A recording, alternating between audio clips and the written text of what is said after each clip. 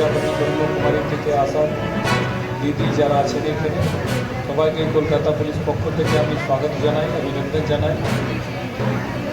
রক্ষাবন্ধন অনুষ্ঠান ব্যাপারে আমার বেশি কিছু বক্তব্য নেই, কিন্তু পুলিশের জন্য খুব একটা গুরুত্বপূর্ণ জিনিস আছে। কেন সমাজের সুরক্ষা এবং সিকিউরিটি এবং ব্যবস্থা এই বিষয়গুলোর দায়িত্ব কিন্তু একটা লোকতান্ত্রিক সমাজ ব্যবস্থার মধ্যে পুলিশকে দেওয়া হয়েছে। আমার দেশের ওই ব্যবস্থা আছে এবং সবসময় কিন্তু সাধারণ মানুষের সঙ্গে কাজ মিলে আমাদের কাজ করতে হয় এবং বিভিন্ন সেই জন্যে পুলিশকে এই যে দায়িত্ব আছে দায়িত্ব পালন করার জন্য অনেকগুলো কিন্তু অধিকার দেওয়া হয়েছে, যার মধ্যে regulating the fundamental right of life and liberty, যে আমরা একটা লোককে অ্যারেস্ট করে দিচ্ছি বা আটকে দিচ্ছি,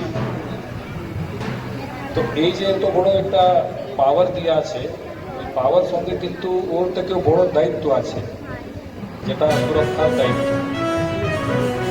আজকে রক্ষাবন্ধনের দিনে আমরা এটা অঙ্গীকার করার জন্যই এটা আমরা করি, প্রতি বছরই নিজেকে আমরা রিমাইন্ড করতে চাই এবং আপনাদেরও বলতে চাই যে আপনাদের রক্ষায় যদি কোথাও আমরা খামতি করি তো আপনাদেরও রাইট আছে, ভাই এটা তো আপনি বলেছিলেন রক্ষা করবেন, এখন রক্ষা কেন হচ্ছে না।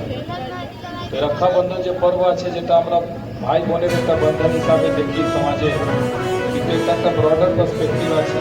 ব্রডারই আছে কি যারাই আমরা যেটা বলি কি ভাই আছে বা দাদা রক্ষা করবে, যারা ছোট আছে ওদের এরকমই আছে আমাদের। যার কাছে সামর্থ্য আছে, যার কাছে ক্ষমতা আছে, ওই কিন্তু রক্ষা করবে। তো যখন সমস্যা হয় তখন আমরা ঠাকুরের কাছে যাই, যেই ফেথ আমরা বিশ্বাস করি না কেন যে একটু ভাই রক্ষা করবে। আমরা পুজো করি, কালী পূজা হয়, দুর্গা পুজো, মা আমার রক্ষা করবে। তো এই যে আছে বিষয়টা, আমাদের মনের মধ্যে যে বিভিন্ন কারণে ভয় আছে বা যেটা হয় সমস্যা হয়, পুলিশের যেটা দায়িত্ব আছে, আমি সমস্ত পুলিশ কর্মী আমার সহকর্মী বিন্দু আছেন ওনাদের এটা বলতে চাই, এই আজকে উৎসব পালন করার মাধ্যমে যে সব থেকে ইম্পর্টেন্ট গুরুত্বপূর্ণ বিষয় হলো ওটা হলো রক্ষা আর সুরক্ষা। এই দুটো বিষয় আমাদের মাথায় রাখতে হবে এবং নিজেকে রিমাইন্ড করতে হবে এবং আপনাদেরও ওটা সহযোগিতা লাগবে।